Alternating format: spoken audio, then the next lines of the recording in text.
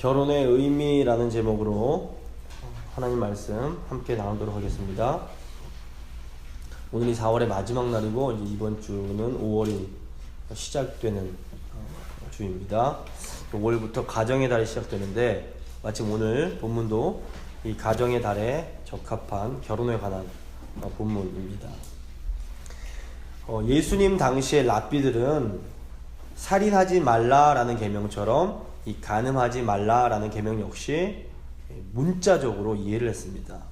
그래서 실제로 바람만 피우지 않으면 나는 간음하지 말라는 이 계명을 지켰다라고 생각을 했습니다. 하지만 예수님은 간음하지 말라는 이 계명에 담긴 참된 의미가 무엇인지를 가르쳐 주십니다. 예수님은 이 간음하지 말라는 계명이 단순히 행동으로 간음하지 않는 것 그 이상의 의미가 있음을 말씀하십니다. 살인하지 말라라는 이 계명이 인간이 자기중심성이라는 죄를 다스려야 한다라는 명령이었던 것처럼 이 간음하지 말라라는 명령도 사실은 하나님께서 본래 계획하신 이 결혼이라는 관계를 잘 지키고 가꾸어야 한다라는 의미가 들어있습니다. 그래서 오늘은 세 부분으로 나눠서 오늘 본문을 생각해 보겠습니다. 첫 번째는 결혼의 목적입니다. 두 번째는 간음의 의미, 세 번째는 이혼의 의미입니다. 결혼의 목적, 간음의 의미, 이혼의 의미입니다. 먼저 결혼의 목적을 생각해 보겠습니다. 창세기 1장 27절을 보시면 하나님께서 인간을 창조하실 때에 하나님의 형상대로 남자와 여자를 창조하셨다라고 되어 있습니다. 그러니까 하나님의 형상대로 창조된 인간은 처음부터 남성과 여성으로 존재했습니다. 인간이 남자와 여자로 이렇게 두 가지 성이 있다는 것은 인간이 본질적으로 관계적인 존재임을 의미합니다. 즉 인간은 관계를 통해서만 삶의 의미를 발견하고 만족과 행복을 경험하도록 창조되었습니다. 먹을 것을 아무리 좋아하는 사람이라고 해도 혼자서 먹는 산의 진미보다는 사랑하는 사람들과 함께 먹는 소박한 식탁을 선택합니다. 그것이 훨씬 더 즐겁고 맛이 있다는 것을 알기 때문입니다. 또 아름다운 자연 경관을 아무리 그것이 대단한 것이라고 해도 혼자 보는 것보다 누군가와 함께 어떤 광경을 보면서 감탄하는 것이 훨씬 더 기쁘다는 것을 우리가 잘 알고 있습니다. 또 슬픈 일도 혼자 감당하는 것보다 함께 겪을 때 훨씬 더 극복하기가 쉽습니다. 인간은 그래서 본능적으로 좋은 관계, 아름답고 깊은 관계를 갈망합니다. 그런데 이 모든 인간관계의 중심에 결혼이라는 관계가 있습니다.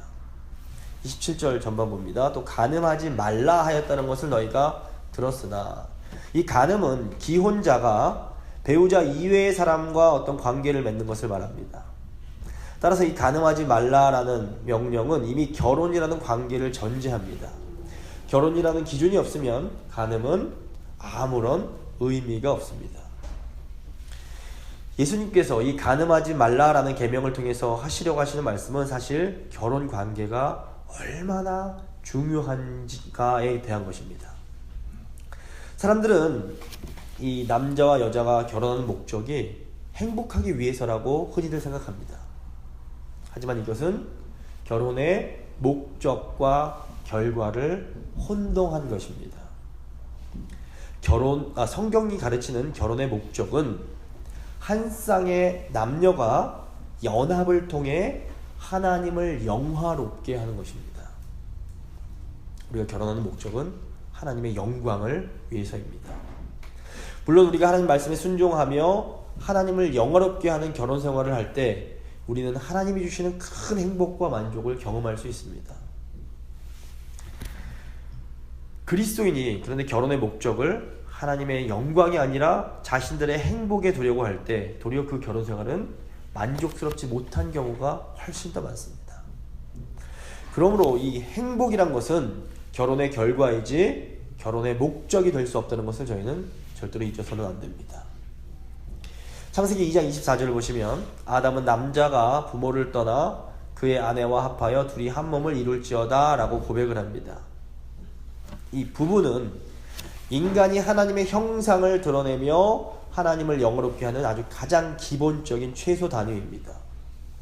한 남자와 한 여자가 결혼을 통해 주 안에서 한 몸이 될 때 그 부부에게는 하나님의 그 거룩하심이 드러나게 됩니다. 즉 사람들은 주님 안에서 연합한 거룩한 부부의 모습, 그 삶을 통해서 거룩하신 하나님을 볼 수 있게 됩니다.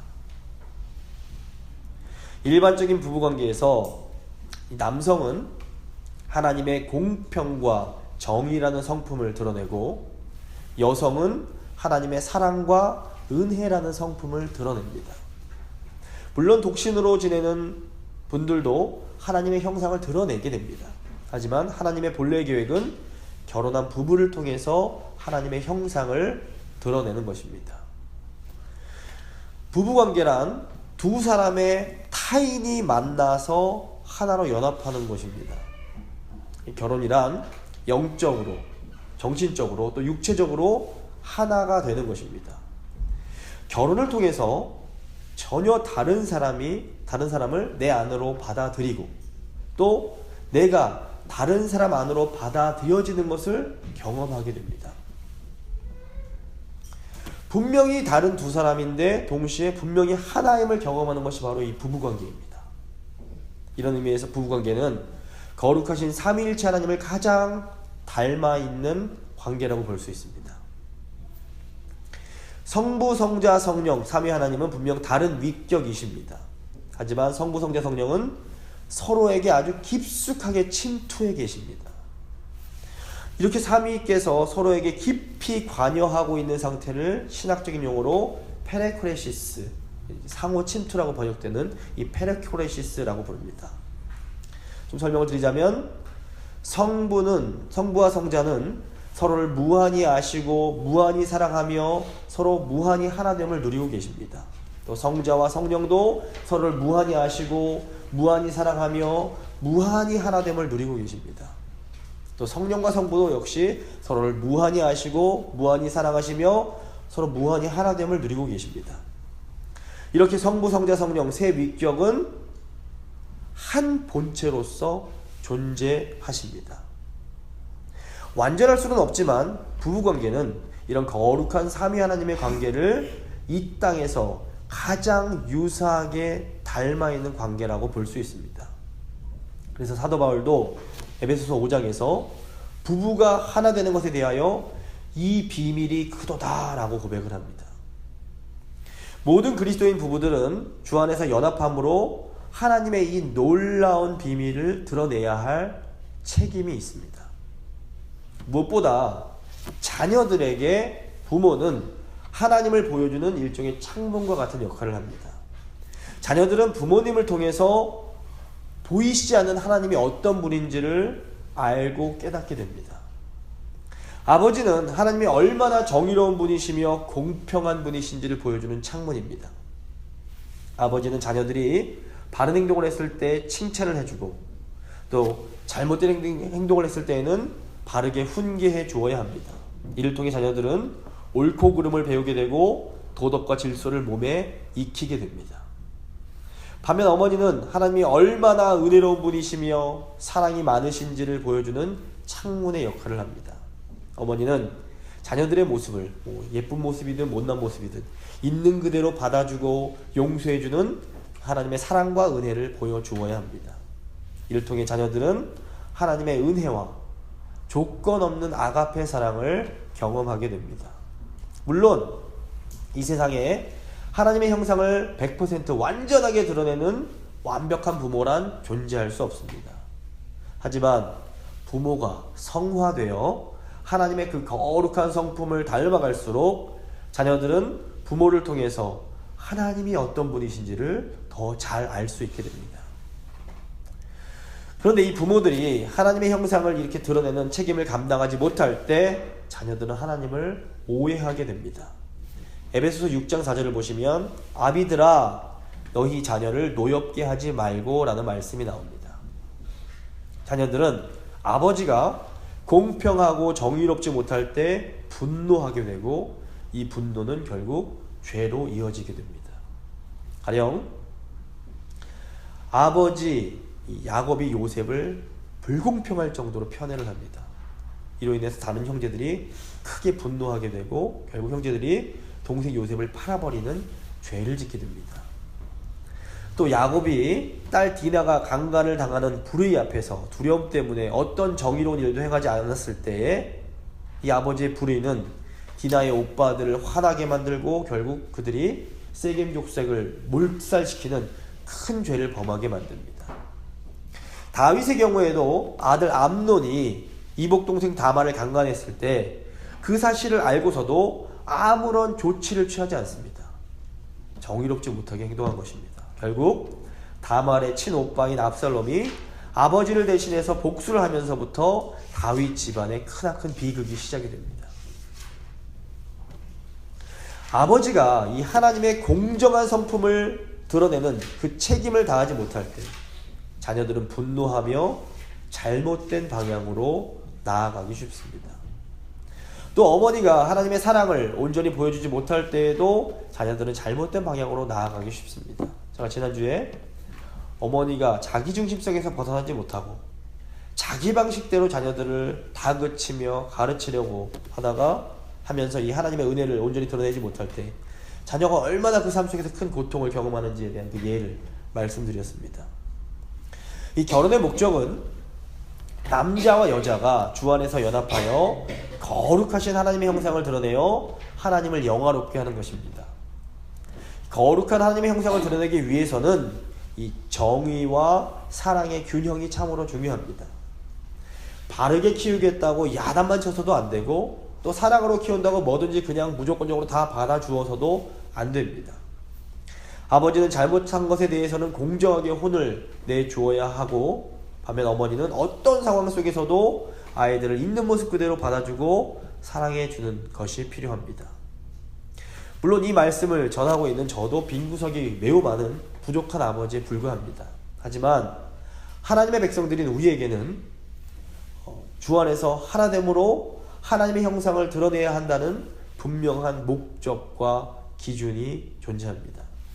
우리가 성령님의 도우심으로 이 말씀에 순종하여 이 목적과 기준에 가까워질수록 부모와 자녀 모두 하나님께서 주시는 그 풍성한 복을 받아 누릴 수 있게 됩니다. 가정의 달을 맞이하여 이 말씀에 순종함으로 우리 모두가 이 풍성한 복을 누릴 수 있게 되기를 간절히 소망합니다. 두 번째, 간음의 의미입니다. 전도서 9장 9절 말씀입니다. 내 헛된 평생의 모든 날, 곧 하나님이 해 아래서 내게 주신 모든 헛된 날에 내가 사랑하는 아내와 함께 즐겁게 살지어다. 그것이 내가 평생에 해 아래서 수고하고 얻은 내 몫이니라.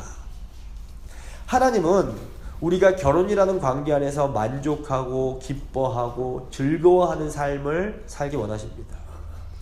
우리가 결혼이라는 거룩한 관계를 잘 지키고 가꿀 때 하나님이 그 관계에 은혜와 복을 부어주십니다.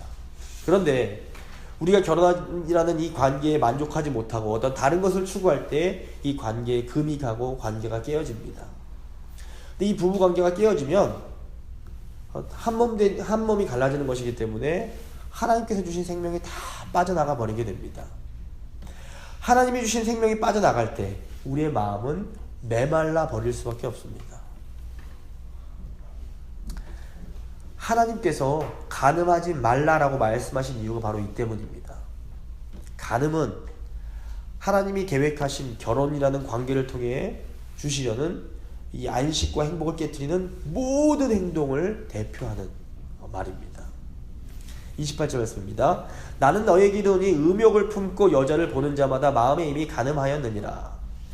예수님 당시 유대인들은 간음하지 말라는 계명을 단순히 간음이라는 행동에 국한해서 이 행동만 하지 않는다면 나는 이 계명을 지켰다라고 생각을 했습니다. 하지만 예수님은 간음하지 말라는 계명에 담긴 보다 깊은 의미를 알려주십니다. 예수님은 우리가 이성을 바라보는 것 자체가 죄라고 말씀하시는 것이 결코 아닙니다. 사실 모든 사람은 하나님의 거룩하고 아름다운 창조물입니다.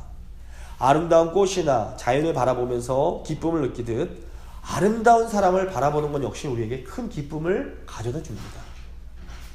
잘생기고 또 아름다운 사람들이 우리에게 주는 기쁨이 분명히 존재합니다. 이거 우리가 누려도 괜찮습니다. 하지만 이성을 바라보며 기뻐하는 것과 음욕을 품고 보는 것은 분명히 다릅니다. 우리가 그 차이를 분명히 알고 있습니다. 또 예수님께서 이거 남자를 향해서 말씀하셨다고 여자는 이 말씀과 상관이 없다고 생각하셔도 이것은 큰 오해입니다. 예수님은 이 아름다운 부부관계를 깨트릴 수 있는 모든 형태의 인간의 잘못된 음욕을 지적하십니다. 예수님은 남편이 음욕을 품고 아내 외에 다른 여자를 보는 것 자체가 마음으로 이미 그 여자와 간음하는 것이다 라고 말씀을 하십니다. 마찬가지로 아내들도 남편 외에 다른 남자를 보고 TV 속 꽃미남을 보고 로맨틱한 감정을 느끼는 것 자체도 이미 그 남자와 간음한 것이라고 말씀하십니다. 이거 간과하시면 안 됩니다. 예수님은 실제 행동으로 옮겼을 때 부끄러운 행동은 생각하는 것조차 죄악된 것이라고 말씀하십니다. 혹시 야 이거 기준이 너무 높은데? 어떤 인간이 그렇게 살 수 있어? 라고 생각하실지 모릅니다. 그런데 예수님께서 우리에게 요구하시고 우리에게 제시하신 기준이 실제로 이렇게 높습니다. 그래서 예수님은 우리의 의가 바리새인의 의보다 더 높아야 한다라고 말씀하신 것입니다. 문제는 우리가 과연 이 높은 기준에 맞게 살아갈 수 있는가 하는 것입니다.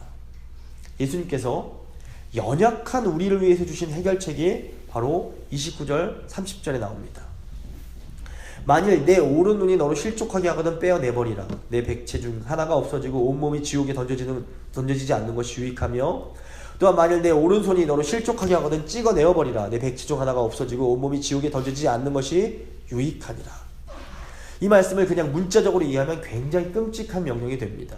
실제로 초대교부인 저희가 배웠던 오리게는 오늘 본문 말씀과 또 천국을 위해 스스로 거저된 데도 있다라는 마태복음 19장 12절의 말씀을 문자적으로 받아들여서 스스로 거세를 했습니다. 당시에 이런 오리겐을 존경받는 오리겐을 따르는 사람들 때문에 325년에 열린 니케아 공의회에서는 이 관행을 금지시키기여야 하는 그런 일이 발생할 정도였습니다. 그런데 이런 행동은 인간이 사용하는 언어를 지나치게 단순화시켜서 이해한 결과라고 볼 수 있습니다. 우리가 사용하는 언어에는 과장법이라는 것이 있습니다.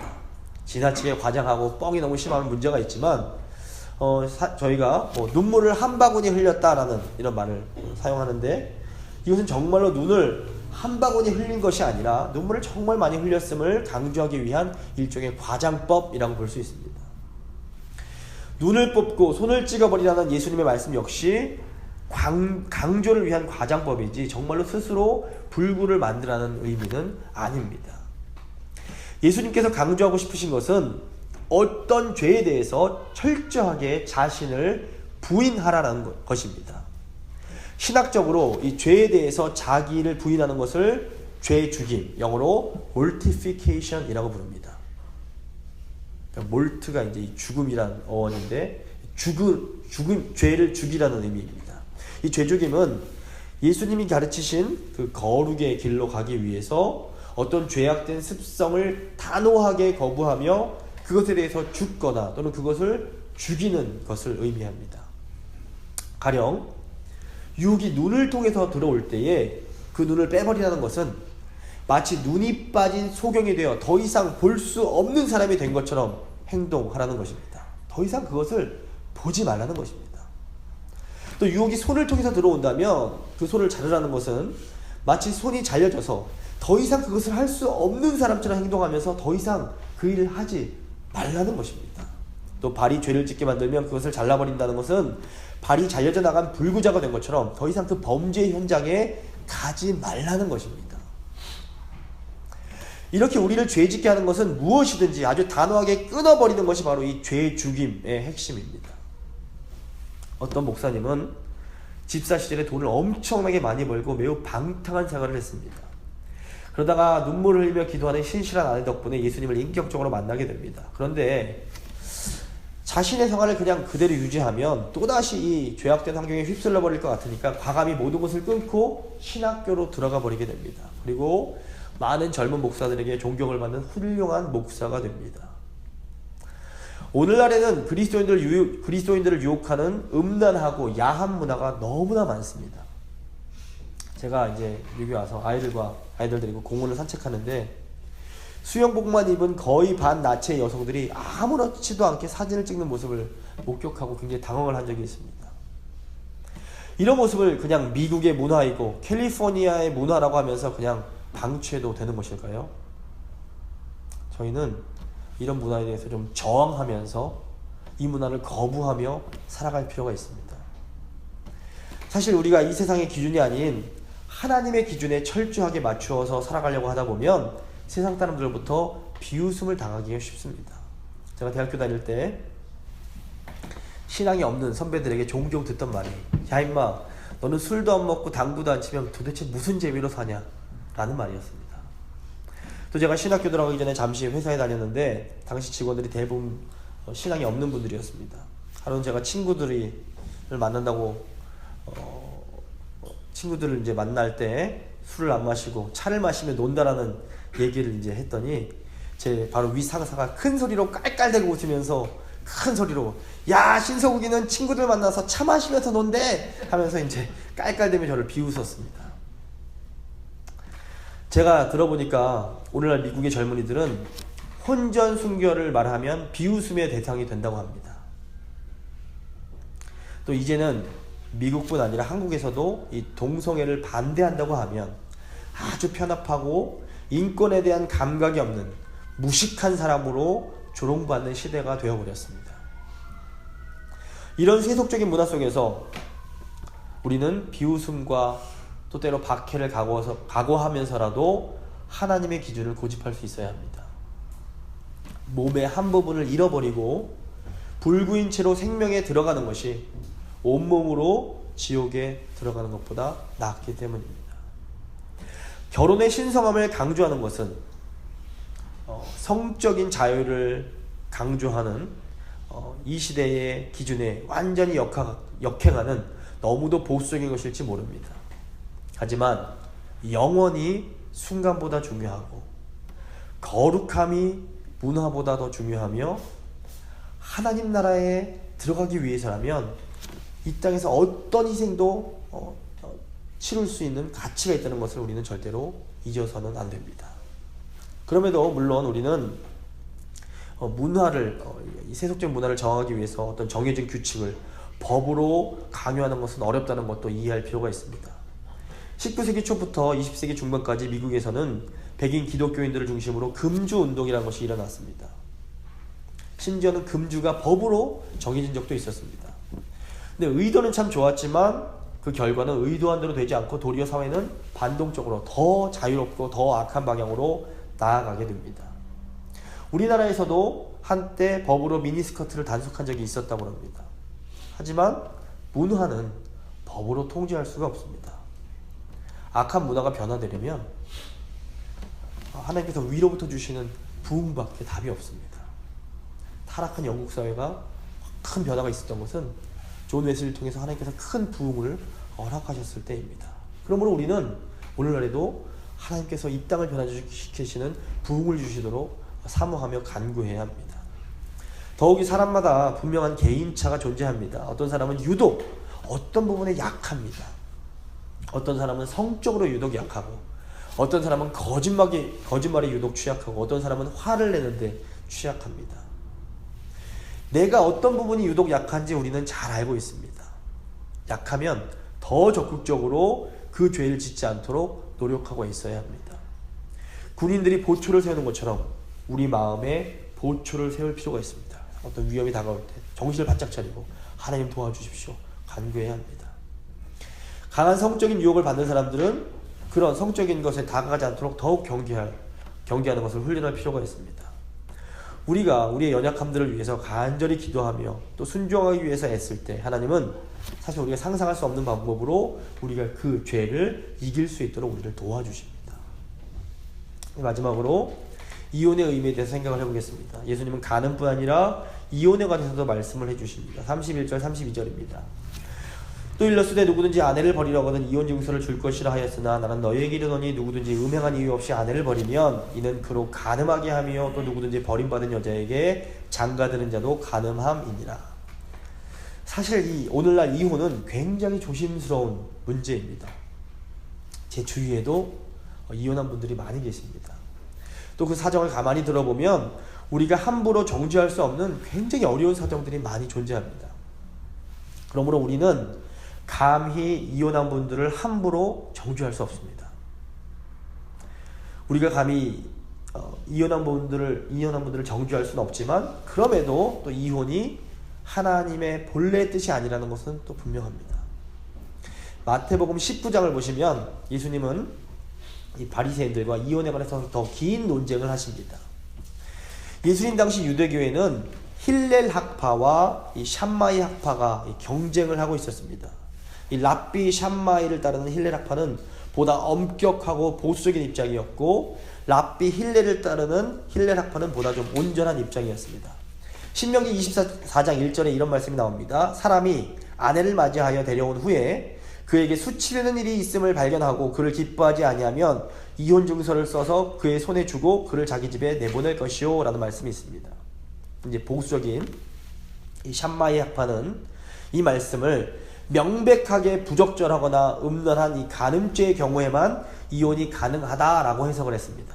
반면 이 힐렐 학파는 이 말씀을 어떤 이유라든지 자기 아내와 이혼하고 싶어하는 남자는 이혼을 할 수 있다라고 해석을 합니다. 가령 아내가 요리를 못해서 또 남편의 음식을 태우거나 또 아내보다 더 예쁜 여자에게 반해서 아내에게 더 이상 관심이 없어지면 정당하게 이혼을 할 수 있다라고 이제 해석을 했습니다.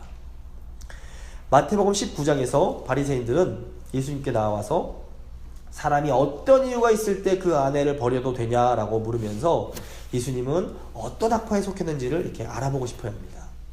하지만 예수님은 이때 이 질문에 답하지 않으시고 도리어 결혼의 신성한 목적을 다시 한번 강조하십니다.